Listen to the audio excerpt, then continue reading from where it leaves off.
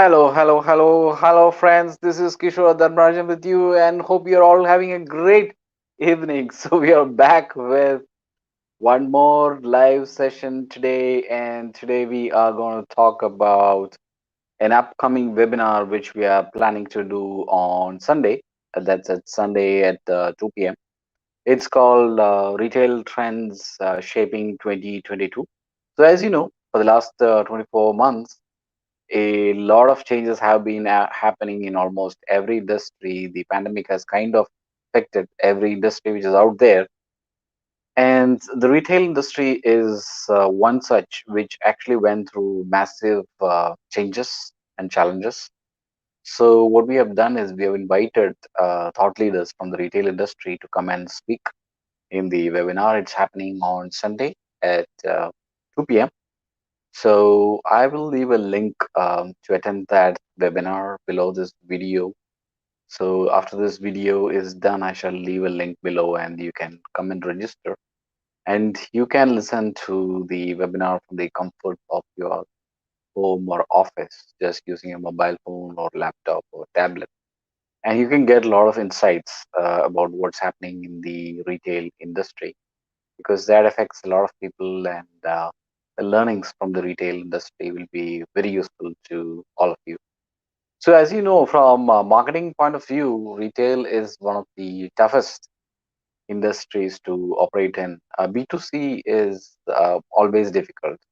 So you might meet a lot of experts who who claim that digital marketing is easy. All you need to do is profile your customers, find a good marketing angle, and serve a message and you can get thousands of sales. Well, in reality, when you start implementing all of that, you find that the deliverables are not as easy as the presentation has been uh, put out to say. There is a lot of challenges in the digital advertising space. Basically, the audience doesn't respond to the messages that you put across, whether it's advertising on Google and within Google itself. When we talk about Google, it's just not as if Google is one advertising platform, it's multiple platforms inside one name. So you have the Google search, you have the Google display, the Google discovery, you have the Google calls, the Google shopping, Google smart, the Google Gmail, Google video, which is primarily YouTube. So a lot of channels even within Google, and everyone knows that Google is the world's largest advertising platform. So if you're able to crack Google, you have kind of cracked the toughest advertising channel which is out there. But at the same time, it's not an easy task to do that. It takes many, many, many years of experience to actually start getting good sales from Google.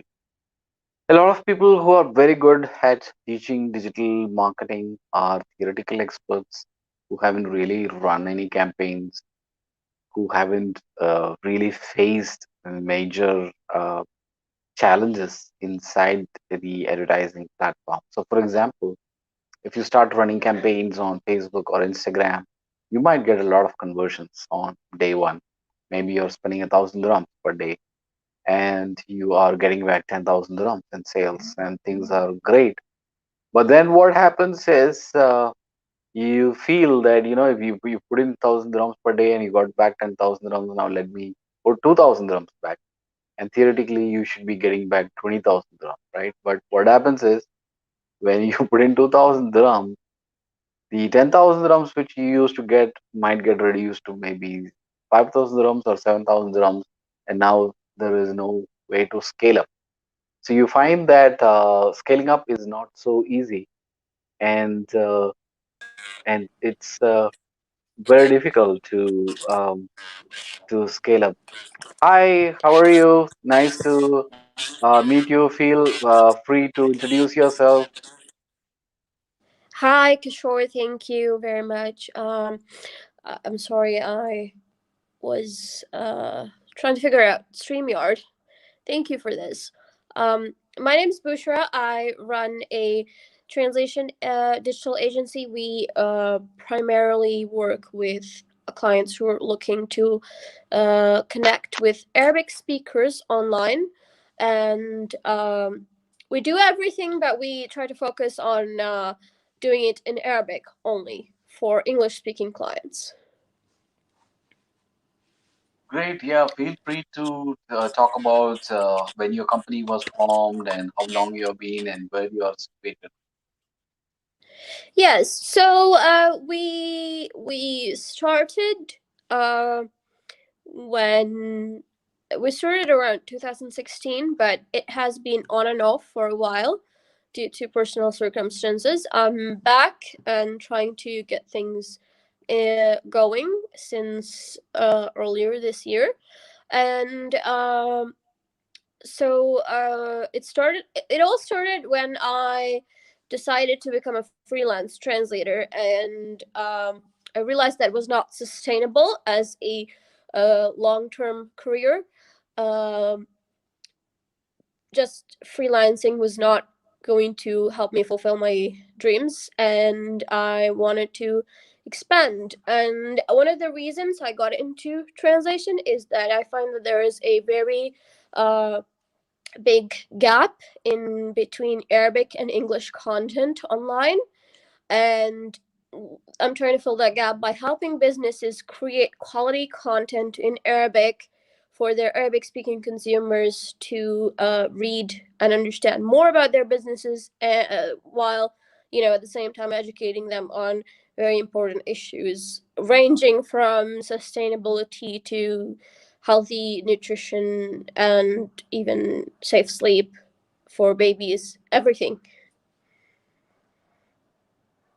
That's very interesting. So, which are the industries that you are operating in? So I mainly work with the fashion, consumer goods, and retail of all sorts, and also um, communications agencies. We do a lot of press release translation. That's one of our main specialties. And like I said, we do websites in Arabic, and we do social media content in Arabic for uh, different kinds of industries, ranging from fashion to health and fitness and retail consumer goods. That's very interesting. And when it comes to social media, do you handle social media accounts in Arabic? Yes. So basically, most of the work we do is that usually clients have someone handling their social media. We liaise with that person. We will have access to the account so we can answer questions that come in Arabic. We would liaise with the person who is doing the social media content in English to translate and also create graphics that are needed to be created in Arabic. And this is basically for direct clients, and then for agencies who do social media work, we have like an agency support package where they send us the Arabic text and we translate it, and then everyone on their end handles everything else. Sounds very interesting. So, since Thank you. Arabic has got different dialects, how do you manage to satisfy clients who have a specific dialect requirement? Okay, that's a very interesting question, actually. So there's a big misconception, I guess, that Arabic is very different, and it's not that different. Dialects are different because they're spoken dialects and not written. So, with written Arabic, it's almost always the same. There are differences in certain types of terminology from region to region, but we're talking basically like a difference between um, the difference between the wording for something official. Let's say, for example, in Saudi or in in Dubai, and the difference between that and the wording for the same position in Algeria or Morocco. So there's not a big difference in terms of written Arabic when it comes to dealing with one region. So our main focus right now is the UAE. Our team is specialized in different dialects.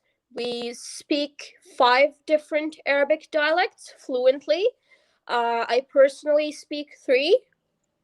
And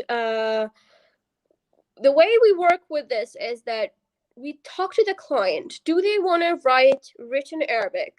Or do they want to write spoken Arabic? Or do they want to have a mix in their social media content or in their marketing content? If they want to go with spoken Arabic, who are their main consumers? Are they Emiratis? Are they the Arab expats who are living in the UAE? Are they trying to target another country like Saudi?